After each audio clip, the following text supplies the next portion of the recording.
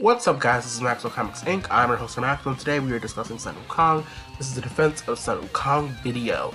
First things first, let's get some things out of the way. Sun Wukong is, a lot of times, he is either a punching bag, so for the fandom to claim that Bumblebee is true and to dismiss Black Sun, or he is a excuse for Bumblebee to not be true. We'll be discussing those aspects, but first let's go over who Sun Wukong is. Sun Wukong was born in Mistral. Well, actually, he was born in Vacuo, and he moved to Mistral. He's a student in the academy. He led a team named King Sun. He's a monkey farmer, so he has a monkey tail. His son was his bio son. We're gonna have sort of like Sunlight copies, but he has to concentrate and do all that shit. And he wields a bow staff that also count as nunchucks. So now let's go into a lot of people's first issue with Sun Wukong.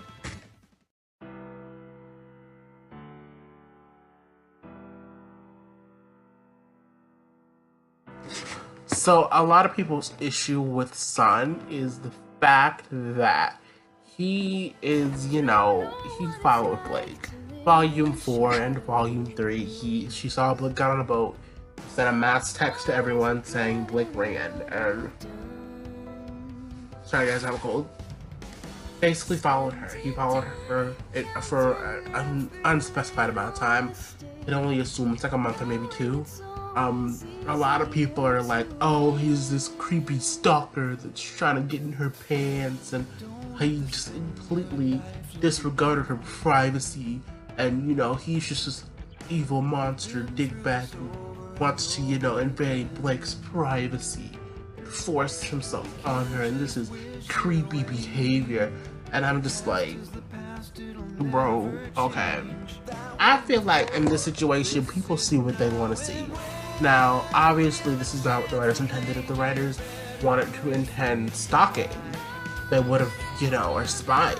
They would have, done that. They've done it before. Like, for example, Ilya. Ilya was following and spying on Blake. That was her mission, that was her job, to spy on Blake. And through tone and how things were kind of portrayed in their relationship at the time, she was spying.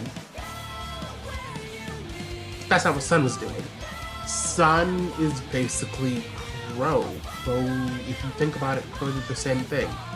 He followed RWBY, he followed her friends, and he did it to protect them. It came from a place of love, and that's what he did. People praise Crow for it, but when it's Blake, it's, oh no, he's creepy, and it's all about how you choose to look at it. You could choose to look at it as this creepy stalker guy trying to get in her pants, or you could view it as a friend looking out for another friend, or, because she needed someone to help her. And you could, like I said, you could take Crow out of context too. You could say, oh, Crow is his creepy pervert uncle that's following a teenage girl that's not even his real niece, and her friends, and watching them sleep in bushes and shit. And you could say Crow is his creepy pervert stalker uncle that's following her. You know what I mean? But you know that's not what it is. But you choose to portray it like that. And we'll get into that. We'll get into reasons for that later. Basically, but no, Sun played a very pivotal role in Volume 4 in helping Blake confront her issue of running away. He convinced her that running away doesn't solve anything, and she thinks she's being this brave hero, but in reality she's really just hurting her friends, which is really by leaving and abandoning them, and that hurts more than anything the bad guys can do.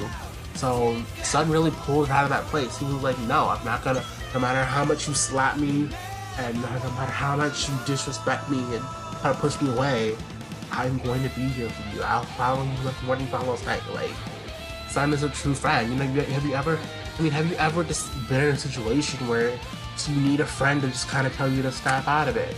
That, hey, girl, this isn't you, like, come on, get us together. I've had friends stay on the phone with me for hours talking about, how important I am and that my life is valuable and how I shouldn't take it. And for granted and, you know, kind of getting me out of dark places. And Sun did that for Blake. And no matter, I'm sorry, that's just what he did. She even said that. And that inspired her to do the same for Ilya. So that really, Sun's really a hero in that sort of aspect. He would risk himself for Blake. He wants to protect Blake. And whether that be because he likes her romantically or just because he's her friend. I personally think it's both. But, you know, I applaud that and I commend that. And I'm just really happy that Blake kind of had that. And that really played a pivotal role for her in volumes 4 and 5. And as a counter, as another counter argument to this, because I have to address the counter, people said that the difference between Crow and what Crow did and what Sun did is that, well, Crow has that authority to do it because he's an uncle and he's known her longer. But I think I was talking to Kyle Axon about it, and Kyle Axon was like, well, I wouldn't mind if like a Hunter did it because we're close friends, but if some rando guy that I had known for very long did it, I would be weirded out. And to that, I had to say, I don't remember if I said that or not, but I believe that I believe that Sun and Blake have that type of relationship. I believe that Sun and Blake have that close friendship. She confided in him something that she wasn't even comfortable confiding in her team about her past with the White Fang and everything. You know what I mean? And they kind of have a sort of fun stick together thing, you know, from experience. When you're a minority in a group of the majority, it's, you know, it's kind of easier to connect to that other minority. You know what I mean? It's kind of when two African American people kind of can bond over the fact that, oh, you know, we come from the same kind of struggle. We have it's more easier to talk about my, you know, black problems with another black person than it is with a white person, or a Hispanic person with another Hispanic person, or vice versa, or whatever race you are. Sorry, I have a cold. So I just think that was a very important distinction that we all need to realize before we go off judging Sun for that particular action. But now, let's go on to the next reason why he should be defended.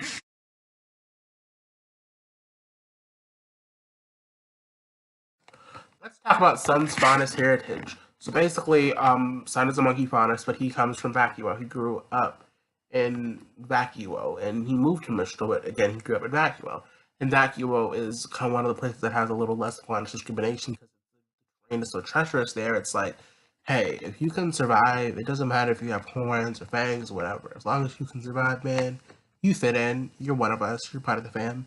So he didn't really kind of grow up in that kind of the same kind of racial climate Blake did, being raised in a socially active group, the White Fang, and fighting for like he wasn't a part of all that. He didn't go through too much faunus discrimination that we know of at the moment. So he's kind of naive to the whole sense. It's kind of like back in the day, someone from the north kind of coming down to the south. Even today, some like a person of color from the north coming down to the south. It's like the culture and everything, it's a little different.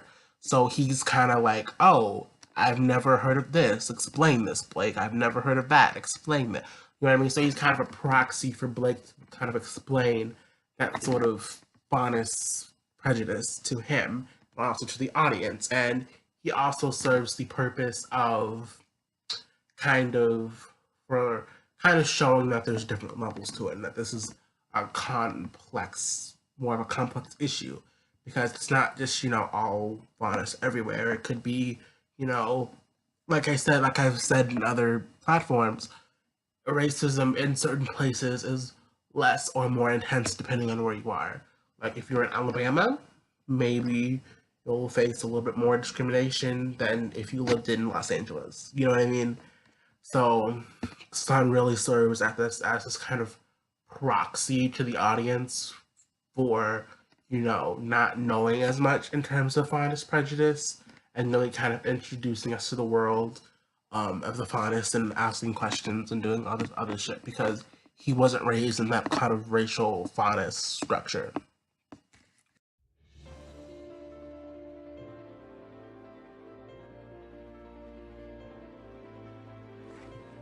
Something else I want to talk about is that Sun basically helped defeat the evil branch of not evil, but, you know, misguided branch of the White Fang. He helped her in Volume 1, Volume 2, Volume 4, and 5. Like, he was really Sun and Blake, this little mini bonus team going out helping, and he kind of helped Blake back, he kind of backed Blake up, and he helped protect the Belladonnas, and he literally fought to save Even and family, and basically he's the one that was proactive and getting Blake to be like, hey, the White Fang is getting ready to attack, we need to move.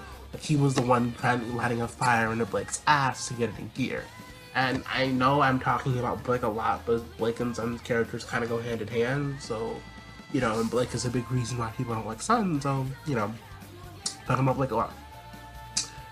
He fought Corsican Finnick, he fought Ilya, he fought he fought Adam a little bit. He did what he needed to do to basically defeat the White Fang.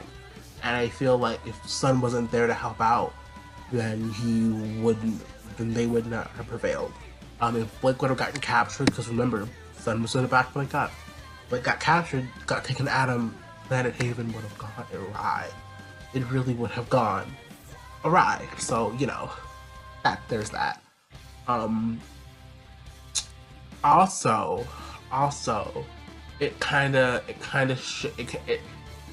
there's also this kind of dynamic with the Belladonnas that he had.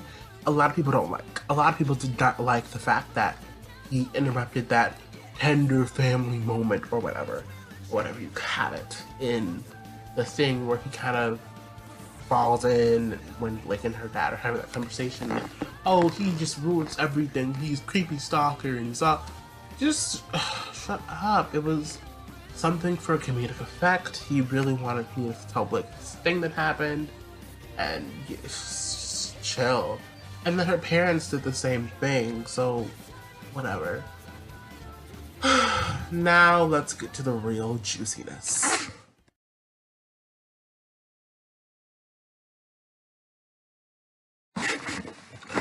Another thing I want to talk about is that people say that Sun leaves his team too much. He never's with his team. He didn't get his team to fight in Mistral. He didn't get his team for this or that.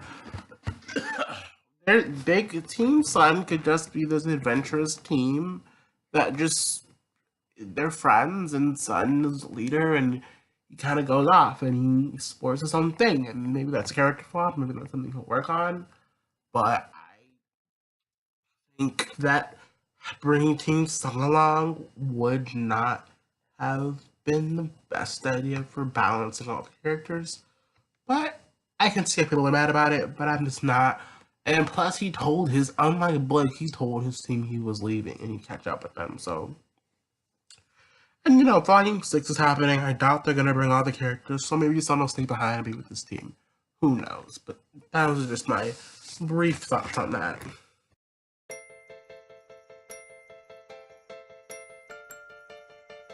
Let's talk about the ship. Bumblebee and Black Sun. Bumblebee, Blake and Yang. Black Sun, Blake and Sun. I like both. I like Black Sun. I like Bumblebee. I don't feel the need to shit on Sun for Bumblebee to be true. And I don't feel the need to use Sun as an excuse for Bumblebee not. I personally feel like it's very possible to love two people at once. I feel like if you deeply in love with two people, to be caught between two people is a very real and valid thing, and how the community exists, and just look at them, they're proof, and you know. But we're not talking about that.